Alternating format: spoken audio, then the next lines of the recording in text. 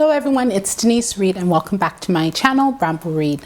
So this week we're going to be looking at the paper mache frame, paper mache photo frames. This project looked beautiful until I kind of went a little bit too far. So what I did was, after I created the picture frame, it looked so beautiful.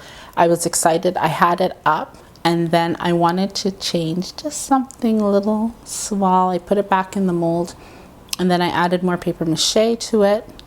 I don't think I flattened it, and anyhow it went wonky. When I went to flatten it, it broke and then it dropped. Yeah. So next week's project will be almost the same thing. So guys, just follow me along. I will show you what I did right, and then hopefully I'll be able to explain kind of what I did wrong. I did not videotape it, so I don't actually have any of the mistakes on camera. All right, anyhow, let's go. For the best creative DIY and fashion content, subscribe to my channel and be sure to hit that bell to be notified when I upload a post every Tuesday. I have a Facebook page that is dedicated to DIY crafts and fashion that you're able to join. Now it's your turn. Hey guys, so today we are going to be making a picture frame. I want to use this picture frame. I bought these, I think they were $1.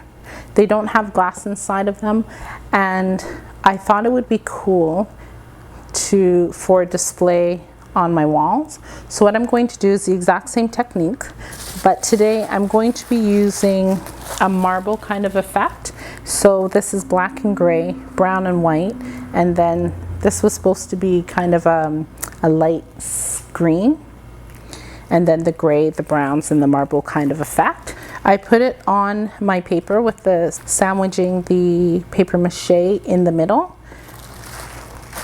And I figured I'm just going to put it here and then blend it through. It has grooves and all of those nice things that you want in a picture frame. So I figured I'd put it in, smooth it. We're going to do the exact same technique where we're going to use the plastic to smooth it. So what we want to do is we want to flip it over. We want to have this so that it's hanging off. And then we're just going to flip it over, okay?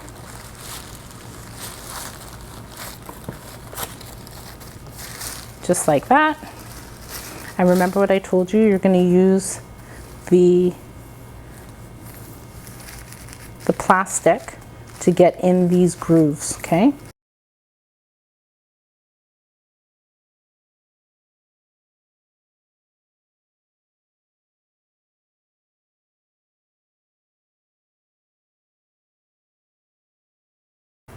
Oh, guys, guess what I forgot to do? I did not put it on the glass. Okay, 1 second. Okay, I fixed my problem. You absolutely need to have the glass or something underneath so that this doesn't stick, and also that you're able to make your curves. So please make sure you do all of that. I wanted to show you how I did the corner before I speed up the video. And I'm going to take my corner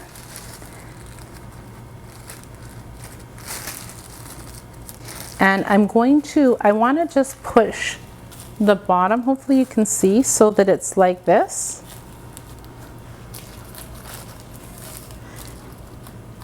So I want to leave it the way it is. Once it dries, guys, that's when I'm going to take it out and do a little bit more structure and fidgeting and all of that beautiful stuff. But for now, I just want those three. There's 3 layers. There's actually a double layer here.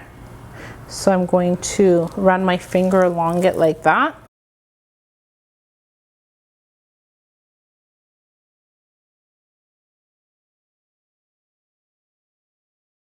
I finished the frame, but what I'm going to do is I'm going to let it get a little bit drier so that I'm able to mold it a little bit better. But this is basically what it looks like. It does look really pretty.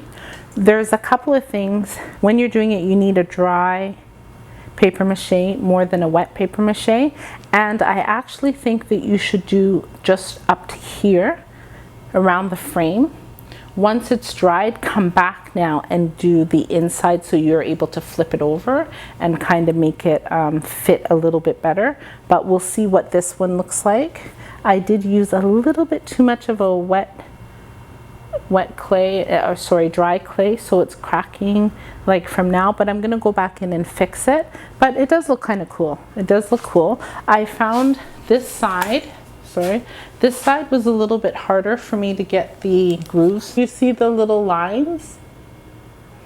And then this side was a little bit harder. I made the paper mache thicker, so I found it a little bit harder for me to get into the grooves. So I did one side thick and one side thin. The thinner side allows you to make all the indentations. The thicker side, it's not as easy, but we'll see what everything looks like when it dries. Comment down below which paper mache project you would be making. So I wanted to show you, I had to recreate my frame, which is this one, because this one cracked. There are certain things that I did. I made it too thin, but even if it wasn't thin, I wrapped it too much. That one just broke off. You see this here? I wrapped it around the frame too much, so when I had to take it apart, it just crumbled and started breaking, okay?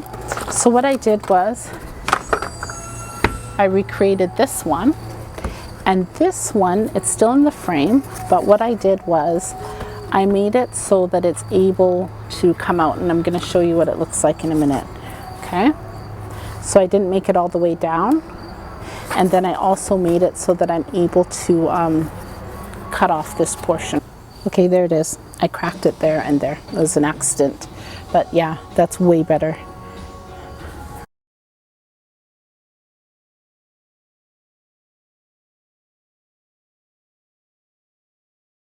Now that you know how to make the paper mache frame, paper mache photo frame, I have written a guide on different designing platforms that will help you take your creative juices out of your head and put on a digital platform. I have created a list of tutorials that will help you understand these platforms better.